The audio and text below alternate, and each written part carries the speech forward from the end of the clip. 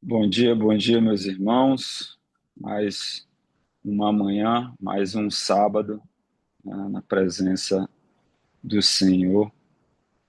E hoje nós vamos falar um pouco sobre o porquê da oração.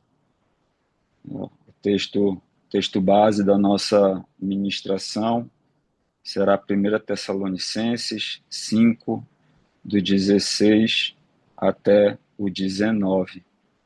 Mas eu queria começar, nossa ministração com Filipenses 4:6, que diz o seguinte: Não andem ansiosos por coisa alguma,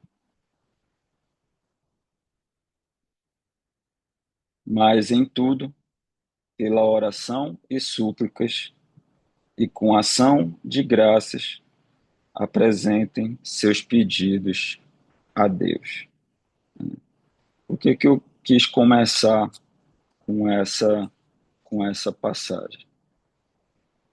Porque aqui já tem alguns elementos, que vai nortear a nossa passagem, a nossa ministração, que é a oração, que é a ação de graças, que são, que são as súplicas, e a apresentação dos nossos pedidos ao Senhor. E Deus, o Espírito Santo já havia informado, a Paulo que existiria um mundo ansioso, no futuro. E hoje a gente sabe o que o mundo proporciona para cada um de nós, a velocidade que o mundo quer que nós façamos as coisas, e a velocidade que ele imputa para cada um de nós. E se a gente não tiver naquela velocidade, parece que a gente não presta, parece que a gente está desconexo do mundo, né? Parece que a gente é esse peixe que está aí atrás do Pedrão, né? Que é o pano de fundo do The Chosen, né? Todo mundo, a manada, indo para um lado, o cardume indo para um lado, e o Filho de Deus indo pro lado oposto, né? Então, para a gente começar, não andem ansiosos. Esse é um recado de Deus para cada um de nós, independente do que esteja acontecendo no dia, no dia a dia. Deus fala: não andem ansiosos, mas né, em tudo, pela oração e súplicas, e com ação de graças, apresentem seus pedidos a Deus. Amém, meus irmãos? Então, 1 Tessalonicenses 5, do 16 ao 19, tem alguns elementos, tem algumas palavrinhas que a gente precisa que a gente precisa se atentar, né? E eu vou pegar essas palavrinhas e vou fazer exemplificações, conexões com a palavra, né? Que vai dizer muito, muito para a gente. Eu sempre lembro que a ministração, quando eu estou fazendo, a primeira ministração que eu faço é para mim, né? Porque é algo que Deus está revelando para mim que eu preciso melhorar, que é algo que talvez eu tenha deixado de lado, talvez é algo que eu precise retomar, né? Mas a primeira ministração é para mim, é primeiramente para o Tiago, né? O que eu preciso melhorar, e o recado direto que Deus tem para mim, né? Como sei que a gente partilha, né, de vários sentimentos iguais, de várias aflições iguais, Então, Deus permite que a gente venha, abra a nossa boca e fale, né, o que está acontecendo, que isso pode ser processo de cura, pode ser processo de evolução e melhora para cada um, irmão. 1 Tessalonicenses 5, 16 ao 19 diz assim: Alegrem-se sempre, orem continuamente, deem graças em todas as circunstâncias, pois esta é a vontade de Deus para vocês em Cristo Jesus. Não apaguem o espírito. Meus irmãos, para começar, né, alegrem-se sempre. Tiago, como é que eu estou passando por um turbilhão?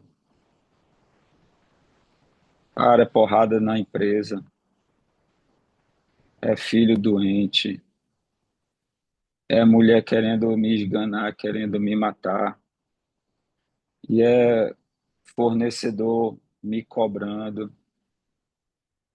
e é todos os problemas que, às vezes, nós, em vez de, em vez de focar no bom, a gente foca no ruim, né? A gente foca no que não está acontecendo nas nossas vidas do jeito que a gente imaginou que ela deveria ser, né?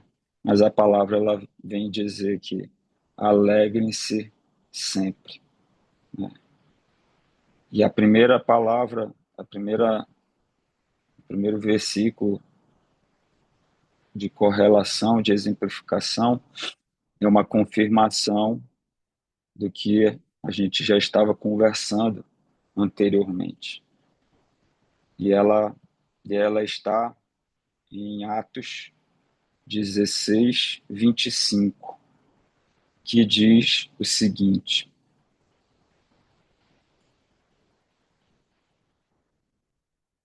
por volta da meia-noite, Paulo e Silas estavam orando e cantando hinos a Deus. Os outros presos os ouviam. Para explicar o contexto dessa passagem, Paulo e Silas eles estavam viajando e eles encontraram uma mulher que fazia adivinhações. E essa mulher era fonte de lucro para os seus senhores. E, e Paulo exortou a mulher, né, e tirou esse espírito de dentro dela. Por conta disso, o lucro cessou por conta dessa exortação, né, por conta desse tirar o espírito de dentro, o espírito da adivinhação de dentro dela. E a população se juntou para dizer que eles estavam fazendo coisas erradas naquela cidade. E Paulo e Silas foram chicoteados.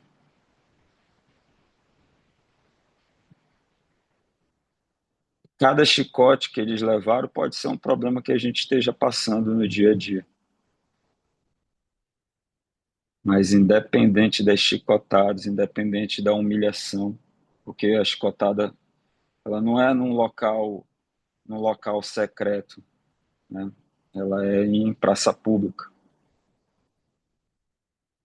Eles ainda foram jogados na prisão, como diz na palavra, e os outros presos os ouviam. E à meia-noite, num local inóspito, porque a prisão de hoje já é um local inóspito. Imagina a prisão naquela época, em que não tinha nem onde os presos fazerem suas necessidades. Eles decidiram orar e louvar. Isso é algo para a gente pensar.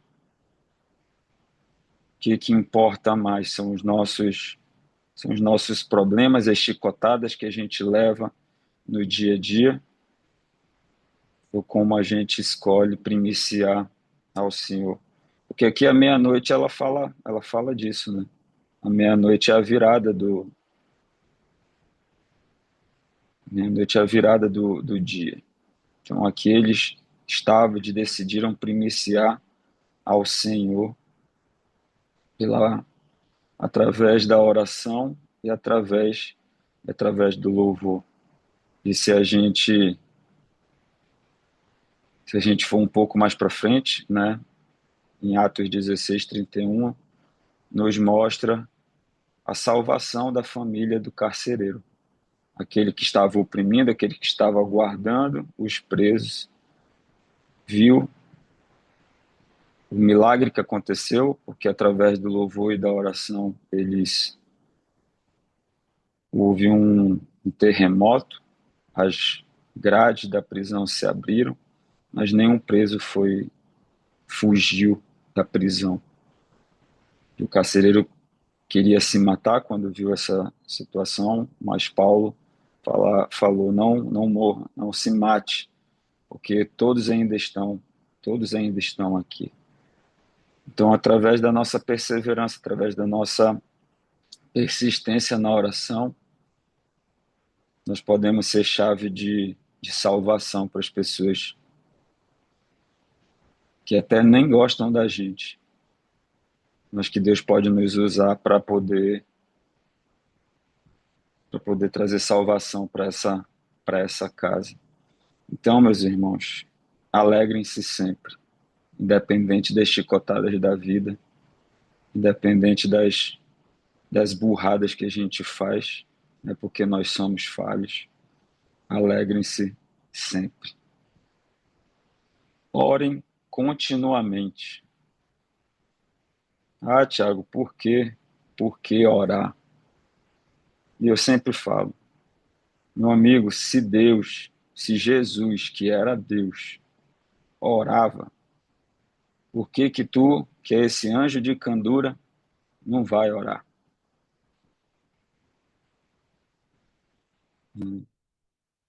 Como assim, Tiago? Jesus orava. Marcos 1:35 diz: E de madrugada, levantando-se muito antes de o dia clarear, olha as primícias novamente, ele saiu e foi a um lugar deserto e ali orava. Então, é uma pergunta que a gente se faz, né? Se Jesus, que era Deus, se Jesus que veio para a Terra como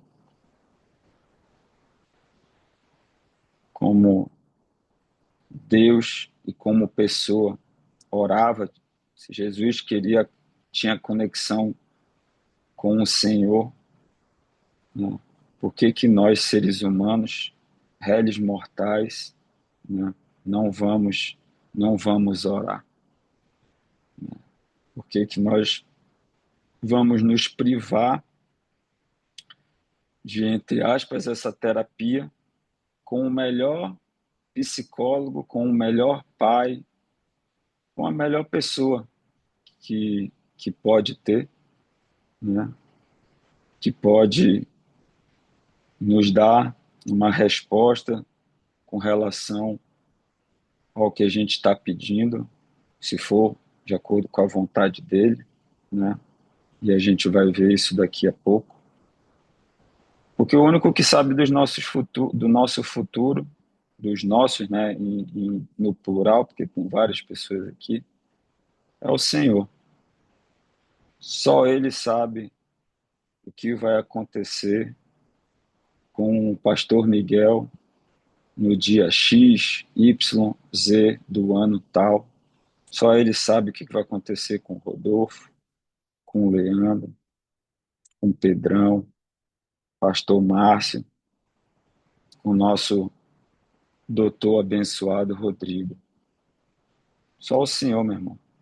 Então, todos os dias a gente tem que orar sem cessar, porque Jesus orava, né? Jesus acordava mais cedo, para buscar o Senhor, para estar na presença do Senhor, né? Como muitas vezes a gente já escutou, né? Jesus não fazia longas orações, né, na frente das pessoas que ele iria fazer os milagres, né? Porque ele já tinha orado anteriormente. Ele orava, e a gente vai ver que ele orava, entendeu? Mas ele não fazia longas orações, porque ele já tinha orado anteriormente, ele já tinha se consagrado para aquele dia, né? Já tinha tido tempo de devocional que ele precisava ter a conexão que ele precisava ter com, com o Pai. E se a palavra diz que é para a gente orar incessantemente, né, continuamente, em algumas traduções é incessantemente que diz, Jesus também orava incessantemente. Então, meus irmãos, que a gente não deixe de orar em qualquer lugar, né? Cada um aqui tem a sua particularidade, um é dentro do carro, outra no seu quarto de guerra. Eu gosto muito de orar no banheiro, né, tomando banho.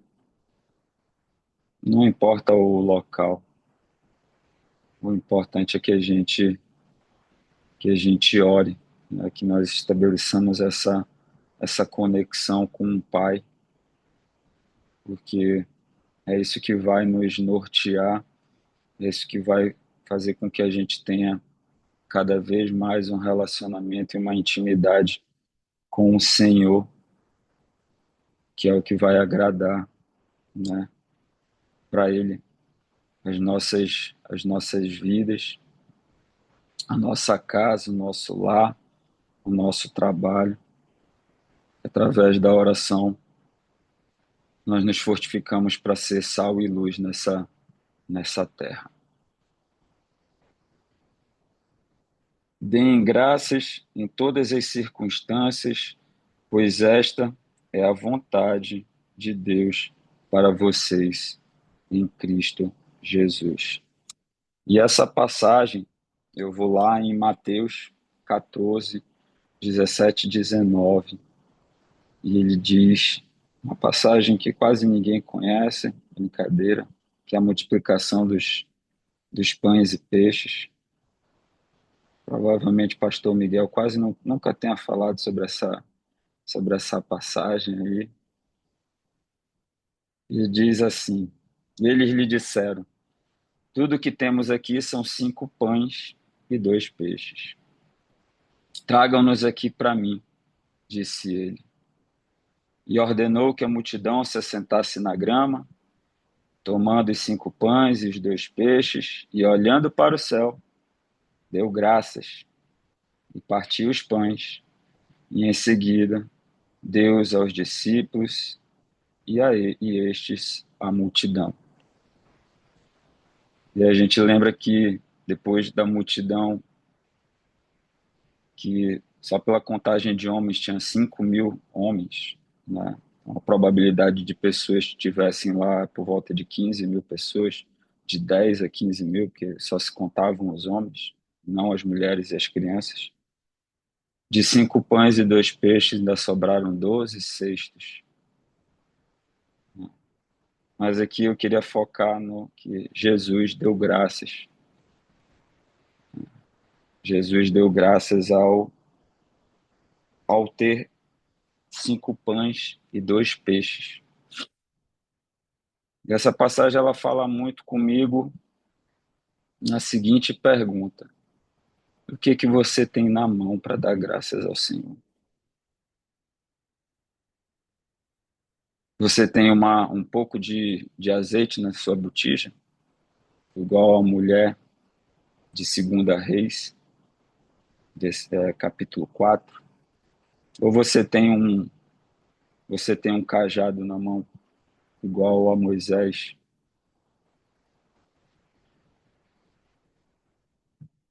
Deus quer usar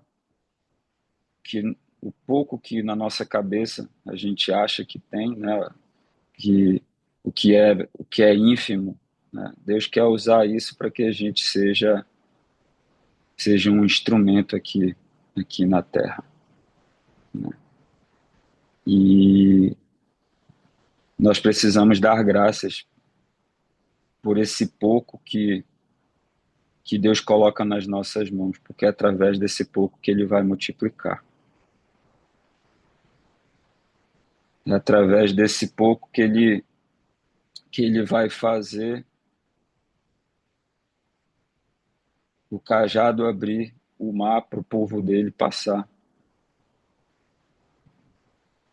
É através de uma pessoa que diz que não sabe falar que ele vai libertar o povo dele. Então, nós não podemos menosprezar o que nós, seres humanos, achamos que é pouco no contexto da nossa vida, né? Olhando para o problema, existia uma multidão na frente dele e apenas 5 pães e 2 peixes. 5 pães e 2 peixes a gente come, né, dependendo do tamanho. Se for uma sardinha, né, se for 5 sardinhas, a gente come as 5 sardinhas e os 2 peixes. E se a gente for guloso, ainda diz: ei, cadê? Quero mais. Mas Jesus olhou para os céus, deu graças e fez o milagre que ele precisava, né, fazer ali para poder alimentar aquela aquela multidão que estava o acompanhando, né? E ele precisava alimentá-los, né? Ele precisava mostrar, né, o que ele poderia fazer com um pouco que estava à disposição à disposição dele. E o 19 diz: não apaguem o espírito. E essa passagem, Queiroz acabou de entrar aí, ele vai lembrar. O Queiroz, esse abençoado aí, ele veio no primeiro Gessel aqui de casa, né? Glória a Deus pela vida dele, ele trouxe a mãezinha dele, saudade deles. Quando eles voltarem aqui para Manaus, eu quero dar um abraço nesse rapaz aí, que ele é um abençoado demais, um cara muito, muito iluminado, uma pessoa que cada um de nós precisa ter ao lado. E ele vai lembrar. Eu estou fazendo o desafio, né, de ler a palavra em um ano. Eu estou lendo mais do que a palavra do que um ano, porque eu estou lendo a palavra numa Bíblia e faço o meu devocional em outra, com outras passagens e tudo, meio como a gente faz aqui, né? Um dia eu pego um texto, no outro dia eu pego outro, então acabo lendo mais do que está descrito ali para ler, glória a Deus, mas isso não é para exaltar não é para exaltar a minha vida, não, é porque eu preciso estar mais conectado com o Senhor para poder dizer os nãos e os sims da vida que a gente tem que dizer todos os dias. E numa passagem de Levítico, que vocês já devem imaginar qual é, né? Levítico 6:13 diz assim, e às vezes Levítico a gente não quer ler, né? A gente quer passar porque a gente não entende e é meio chato e a gente fica colocando um monte de coisa na nossa cabeça. Mas em cada linha, em cada versículo da palavra, tem, tem um ensinamento, né, para cada um de nós. Então, a Levítico 6, um versículo antes do que eu falei, no 12, diz assim: mantenha-se aceso o fogo no altar, não deve ser apagado. Toda manhã o sacerdote acrescentará lenha, arrumará o holocausto sobre o fogo e queimará sobre ele a gordura das ofertas de comunhão. Mantenha-se o fogo continuamente aceso no altar, não deve ser apagado. E, meus irmãos, para que a gente não apague o fogo, não apague o espírito, né? Porque aqui o fogo que o Senhor está dizendo, é o fogo dele mesmo. É o fogo que ele mandou dos céus, e ele determina aqui que a gente tem que todos os dias levar lenha para que esse fogo não se apague. Por muitas vezes a gente já falou, pô, tô ficando morno, não vejo mais conexão, não vejo, não tô conseguindo, não tô conseguindo orar, as tribulações da vida. E essa lenha, ela é a nossa oração, ela é a leitura diária da palavra, é o nosso tempo de devocional, o nosso tempo de comunhão com o Pai, né? E como a gente já sabe, nós não podemos emprestar o nosso azeite para ninguém. A intimidade que os nossos pastores abençoados que estão aqui, pastor Miguel, pastor Márcio, eles podem compartilhar a intimidade deles, mas a intimidade é deles. Eles buscaram, eles estudaram, eles foram atrás, eles colocaram o joelho deles no chão para poder obter as respostas que eles querem. Até hoje, eles colocam os joelhos deles no chão e oram porque as respostas são contínuas, né? E esse trocar de lenha, ele é diário, ele não é semanal, ele não é só no domingo. A palavra não diz aqui, troque sua lenha no domingo, troque sua lenha no sábado, não. Todos os dias nós precisamos estar perto do Senhor, trocando a lenha. Porque a lenha, depois que queimada, ela vira cinza. E se a gente não for limpar essa cinza, nós só vamos trazer sujeira para dentro da nossa comunhão, para dentro da nossa casa, para dentro do nosso lar, de onde a gente pisar, né? E essa passagem, ela falou, ela fala muito comigo, porque foi lindo o que você fez ontem, mas eu tenho um novo hoje para você. Foi lindo o que aconteceu mês passado, mas eu tenho um novo, eu tenho uma lenha nova para você hoje, eu tenho um ensinamento novo para você hoje, eu tenho uma graça nova para você hoje, eu tenho um sorriso, eu tenho 5 pães e 2 peixes novos hoje para você. E não deixe o espírito apagar, né? O fogo, ele precisa arder continuamente no altar. E para isso, meus irmãos, é através da oração, é através da leitura da palavra, é através da busca, é através do jejum. Quem já fez jejum sabe a potencialização que acontece quando nós deixamos de nos alimentar, né, para poder estar mais mais próximo do Senhor, tirar aquelas coisas que o mundo nos proporciona para a gente estar mais próximo do Pai.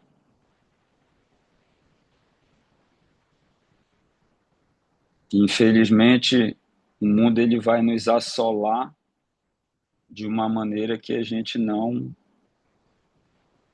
vai esquecer de orar, que a gente vai esquecer de meditar, que a gente vai esquecer de,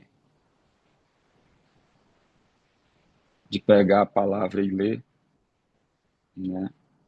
E às vezes a gente pode até lembrar, mas a gente vai estar tão cansado, a gente vai falar assim, vou fazer isso depois, aí dorme. E naquele dia a gente não colocou lenha nova para queimar. E as cinzas estão lá. Porque ninguém pode tirar as nossas cinzas, né? O fogo, ele é individual, né? Fogo, fogo que Deus tem para mim, ele é individual. Ele é só para mim. Eu tenho que fazer a minha parte para tirar a lenha, renovar o holocausto e fazer com que a gordura queime, para que o fogo continue da maneira que ele precisa queimar, né? Queimar dentro de mim. Eu posso ver o Pedrão queimar e falar assim, cara, eu quero queimar igual o Pedro. Mas eu tenho que buscar, eu tenho que ir atrás, eu tenho que ter a minha intimidade com o Pai para eu poder conseguir chegar perto, né, do, de como era Jesus, de como é cada um de vocês aqui na intimidade, né, de vocês que só vocês sabem, só vocês e Deus. E nós precisamos orar e vigiar, meus irmãos. Orar e vigiar. Nós estamos terminando o livro de Neemias, né? E Neemias fala muito comigo com relação à oração e vigiar. E a gente vai lá para Neemias capítulo 4, versículo 6, não, versículo 9, desculpa, que diz o seguinte: Mas nós oramos ao nosso Deus e colocamos guardas de dia e de noite para proteger-nos deles. Neemias estava reconstruindo os muros e ele orava, mas ele também vigiava os perigos que estavam ao lado dele. A espada sempre estava ao lado e as guardas também estavam ao lado, ali em vigilância, para poder, para poder eles não serem surpreendidos com os levantes, né, que existiam, as pessoas que não queriam que aquele muro fosse levantado. E o muro a gente sabe, o muro significa proteção, o muro significa, né, a reconstrução de uma cidade, né, uma cidade sem muro, é uma cidade desprotegida, é uma cidade que qualquer pessoa pode entrar e fazer uma bagunça, fazer uma arruaça ali dentro. E nós não queremos bagunça e arruaça dentro das nossas vidas, né, dentro das nossas casas. A gente não deixa a porta da nossa casa escancarada para qualquer um entrar.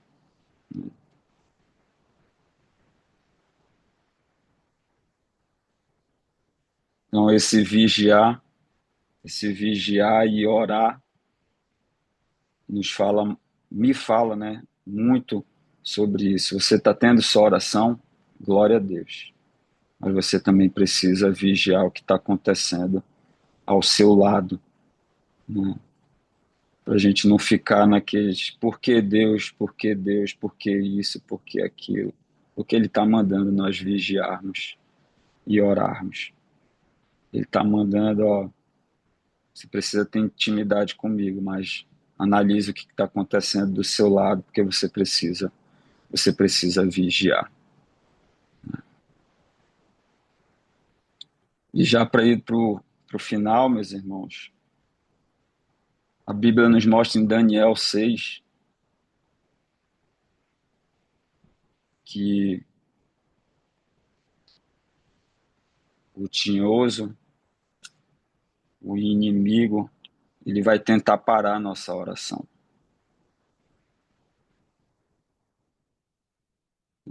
fazendo decretos, fazendo algumas distrações para que a gente pare de orar.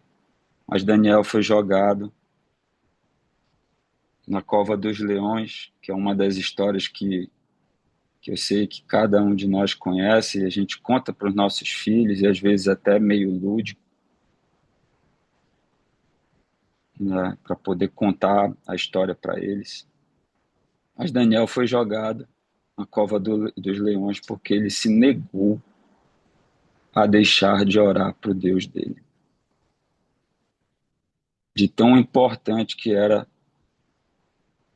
a oração na vida de Daniel. A palavra diz que ele recolhia-se ao quarto dele com as janelas abertas para Jerusalém, que ele estava na Babilônia cativo, e ele orava 3 vezes ao dia, independente de qualquer decreto, independente de qualquer mando de rei, porque o rei dos reis estava lá em cima escutando ele tinha intimidade com o Pai.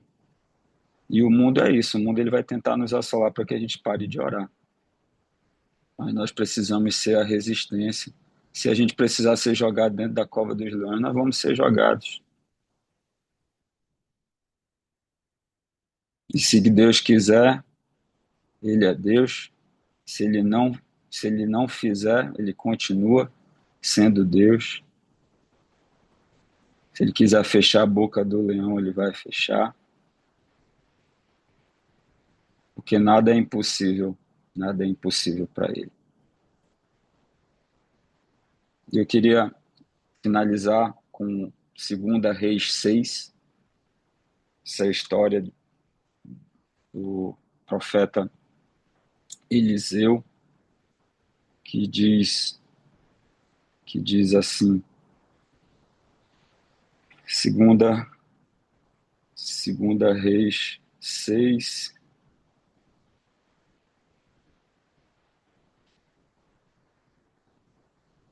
do 16 até o 17, diz assim, o profeta, no 15 até o 17, né? O servo do homem de Deus levantou-se bem cedo pela manhã e quando saía viu uma tropa com cavalos e carros de guerra. Havia cercado a cidade. Então ele exclamou, ah, meu senhor, o que faremos? O profeta respondeu, não tenha medo. Aqueles que estão conosco são mais numerosos do que eles. E Eliseu orou, Senhor, abre os olhos dele para que veja.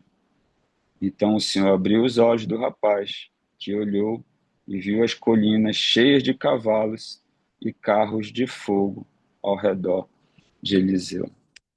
Isso daqui, meus irmãos, acontece quando a gente sai de casa sem orar.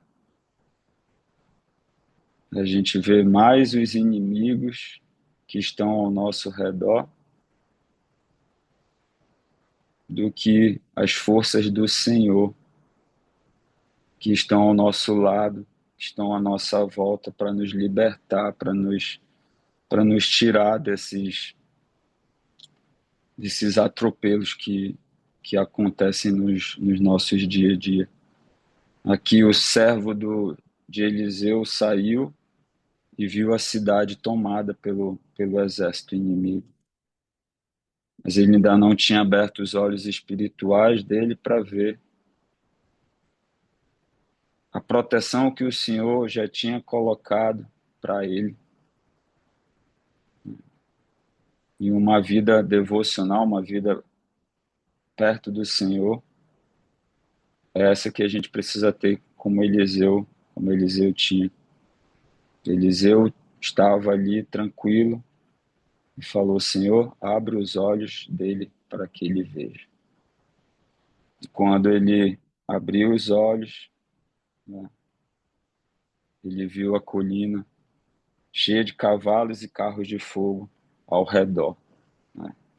Que a nossa visão seja ampliada através da oração, que as escamas caiam através da oração, que a gente seja abençoado por Deus todos os dias, através da oração, através da busca, através da leitura da palavra, que Deus se revele para cada um de nós, traga as respostas de acordo com a vontade dele,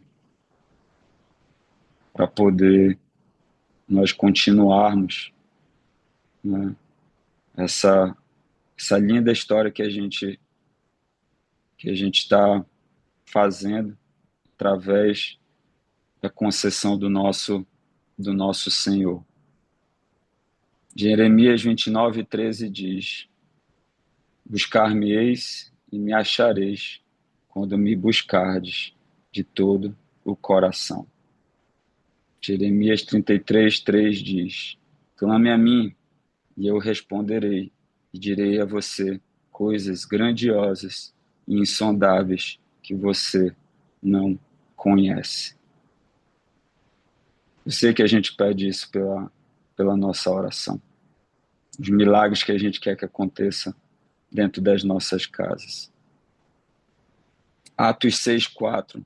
E nos dedicaremos à oração e ao ministério da palavra. Independente do que esteja acontecendo ao nosso lado, nós precisamos nos dedicar à oração e ao ministério da palavra. 1 João 5:14 e 15. Esta é a confiança que temos ao nos aproximarmos de Deus. Se pedirmos alguma coisa de acordo com a vontade de Deus, Ele nos ouvirá. E se sabemos que Ele nos ouve, em tudo o que pedimos, sabemos que temos o que dele pedimos. Amém, meus irmãos? Essa é a palavra. Eu queria passar para vocês nesse dia, que a gente não cesse de orar, não paremos de buscar a intimidade com o Senhor, né? Que Mateus 6:33 esteja nas nossas vidas todos os dias. Buscar em primeiro lugar o reino de Deus e a sua justiça, e as demais coisas vos serão acrescentadas. Mateus 6:6 diz para a gente entrar no nosso quarto, fechar a porta e buscá-lo ali de todo o coração, na intimidade com o Pai. Porque a oração é relacionamento, oração é intimidade, oração é ação, né? Oração é fé, oração é proteção do Senhor, oração é perseverança. Que não vai ser na primeira oração que Deus já vai nos responder. Pode até acontecer, mas que nós precisamos continuamente estar orando, buscando e rendendo graças a Ele, que é isso que Ele nos manda para fazer todos os dias, e que continuemos até que Ele venha, porque eu e minha casa serviremos ao Senhor. Amém, meus irmãos?